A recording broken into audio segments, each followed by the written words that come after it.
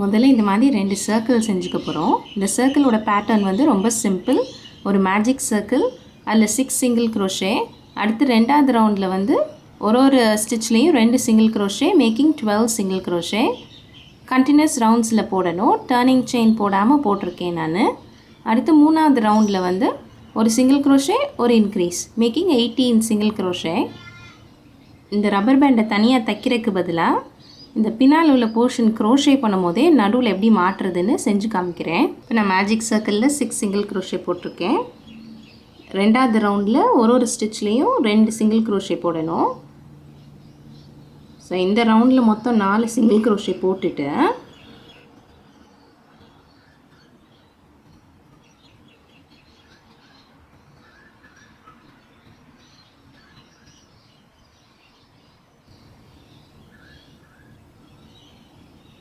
Rubber பேண்டை நடுவில் வச்சுக்க போகிறேன். வச்சுட்டு 3வது ஸ்டிச்சை போட்டுடுறேன். அதுலேயும் 2 சிங்கிள் க்ரோஷே. 4வது ஸ்டிச்சுக்குள்ளே 2 சிங்கிள் க்ரோஷே.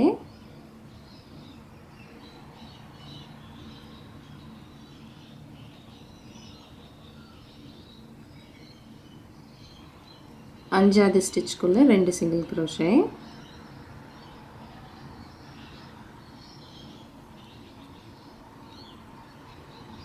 திரும்பி இந்த ரப்பர் பேண்ட் உள்ளே வச்சுட்டு 6வது ஸ்டிச்சுக்குள்ளே 2 சிங்கிள் க்ரோஷே போட்டு இந்த ரவுண்டை கம்ப்ளீட் பண்ணிடலாம். இப்போ இந்த 2வது ரவுண்ட்லேயும் 12 சிங்கிள் க்ரோஷே தான் இருக்குது. ஆனால் நம்ம வந்து நடுவில் ரப்பர் பேண்டை இன்சர்ட் பண்ணியிருக்கோம்.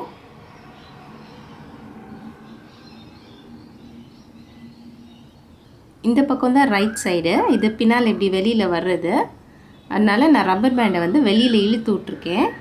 இனிமேல் அடுத்த ரவுண்ட் வந்து எப்பயும் போல் 3rd ரவுண்டு ஒரு சிங்கிள் க்ரோஷே, அடுத்ததில் ஒரு இன்க்ரீஸ் அப்படின்னு போட்டோன்னா இந்த பின்னால் இருக்கிற டிஸ்க் முடிஞ்சிடும். இப்போ இந்த 2 இதையும் எப்படி அட்டாச் பண்ணலான்னு செஞ்சு காமிக்கிறேன். இது இந்த மாதிரி இந்த பக்கம் திருப்பிக்கோங்க. இதுதான் வெளியில் வர்ற பக்கம், இது உள்ளே போகிற பக்கம்.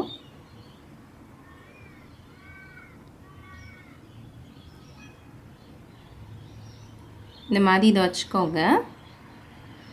வச்சுட்டு சிங்கிள் க்ரோஷே பண்ணிட வேண்டியதான். அதாவது இந்த இடத்துல முடிக்கிற இடம் இருக்குல்ல, இந்த நாட் வந்து இந்த ஸ்டிச்சுக்கு அலைன் ஆகிற மாதிரி பார்த்துக்கோங்க. அப்புறம் இந்த ஸ்டிச் வந்து இது கூட சேர்த்து இருக்கிற மாதிரி பார்த்துட்டு, கருப்பு கலர்னால உங்களுக்கு அவ்வளோவா தெரியல, ஆனால் நான் சொல்கிறது உங்களுக்கு புரியும்னு நினைக்கிறேன். இப்படி வச்சுட்டு சுற்றி சிங்கிள் க்ரோஷே பண்ணிட வேண்டியதான்.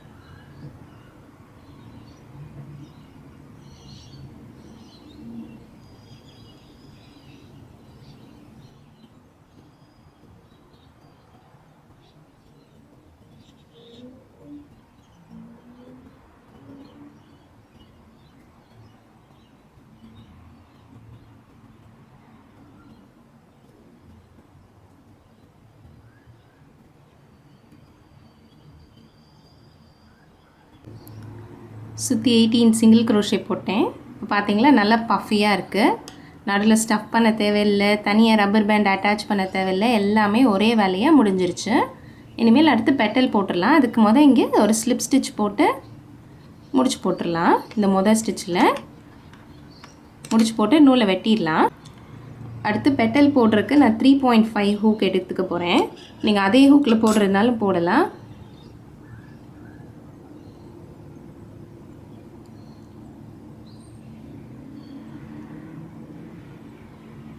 ஏதாவது ஒரு ஸ்டிச்சில் யானை அட்டாச் பண்ணிக்கோங்க. பண்ணிவிட்டு செயின்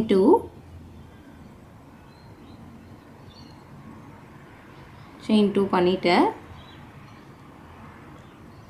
yarn over, அதுக்கு பக்கத்து ஸ்டிச், அதுக்குள்ளே ஹூக் இன்சர்ட் பண்ணிக்கோங்க. அப்புறம் ஒரு டபுள் க்ரோஷே, அதுக்கப்புறம் ஒரு செயின் 1, அதுக்கப்புறம் இந்த 2 ஸ்டிச் இருக்கு இல்லையா, இந்த போட்ட செயின் 2க்கு மேலே இருக்கிற ஸ்டிச்சும் இந்த டபுள் க்ரோஷேக்குள்ளே ஹூக் இன்சர்ட் பண்ணிவிட்டு அந்த இடத்துல ஒரு ஸ்லிப் ஸ்டிச், திரும்பி yarn ஓவர், அதே இடத்துக்குள்ளே ஹூக் இன்சர்ட் பண்ணிக்கோங்க, திரும்பி ஒரு double crochet, chain 2 and slip stitch in the same space.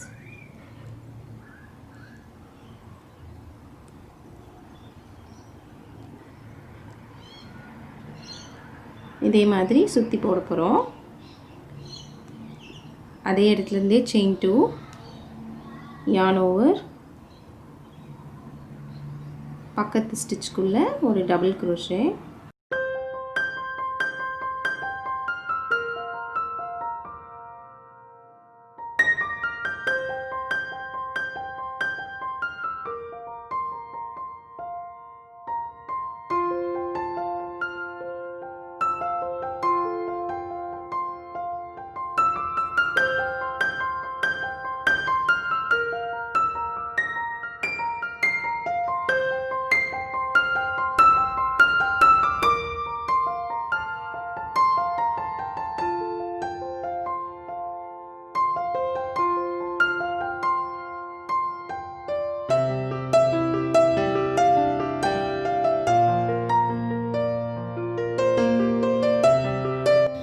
எங்கே ஸ்டார்ட் பண்ணோமோ அதே இடத்துலையே வந்து முடிச்சிடணும். அவ்வளோதான், முடிச்சு போட்டு நூலை வெட்டி விட்டு நூலை உள்ள வீவ் பண்ணிட்டோன்னா நம்மளோட ரப்பர் பேண்ட் அழகாக ரெடி ஆயிடுச்சு.